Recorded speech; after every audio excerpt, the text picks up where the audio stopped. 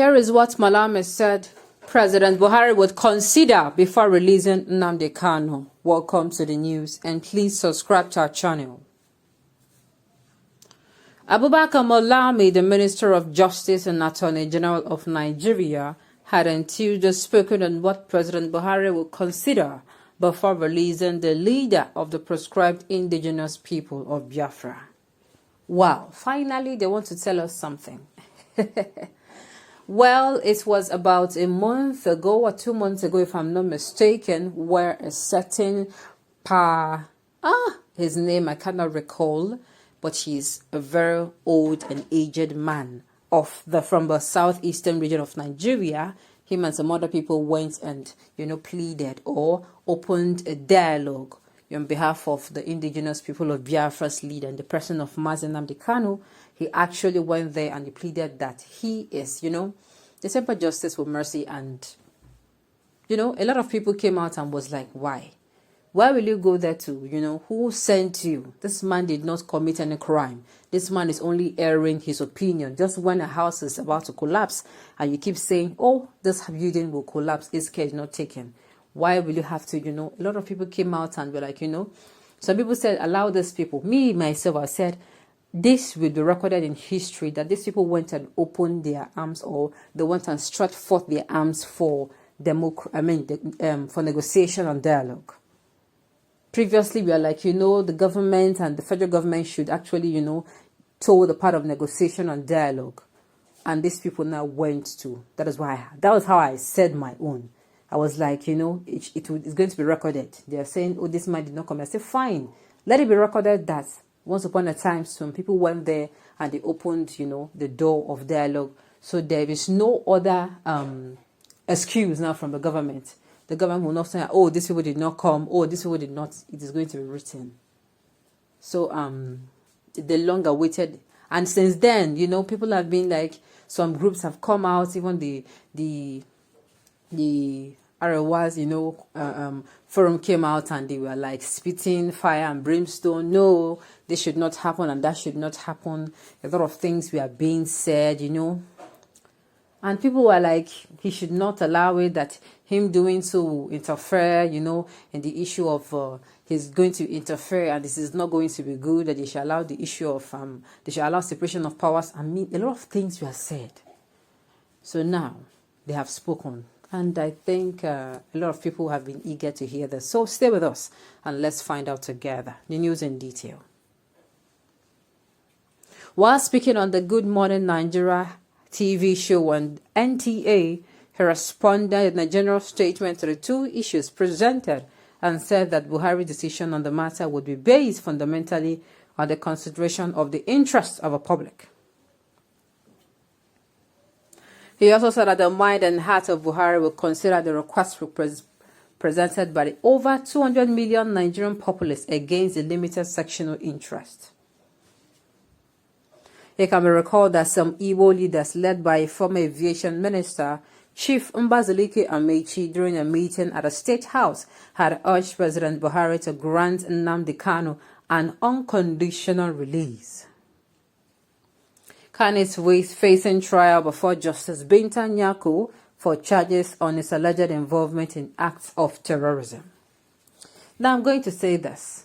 This is not what I thought, they're going to, it's going to be more than this. So they're saying it is going to be based on public interest. I don't understand. Now, Nigeria is actually collapsing before our eyes. A lot of people are coming out, not just the southeastern region, who have been known to always come out and cry out marginalization, oppression, and the rest of it. More people are coming out. Of course, we know the south, but I say this Niger Delta region that, they have always been coming out and say, look at what you people are doing to our land and all of that. Even the North Central. The North Central are coming out to say, see, enough is enough, the killings have become too much. They are coming out. And if something is not done, this one you are saying to be based on public, this is me. This is the time to address this issue. All the regions come together. What are your grievances? What exactly do you have to say? Apart from, of course, the indigenous people of Biafra from the southeast region and the Sunday Bohos people, the Yoruba nation, that's from the southwest. these people, you know that, okay, these people, you have a glimpse. Or maybe you keep assuming that you know, meanwhile you do not know. Call them together. It is time to use this opportunity. Use one stone to kill two birds. This is time to utilize the opportunity. Let them come together. Ask them what their grievances are. Ask them what their problem is. Ask them. Allow them to express themselves.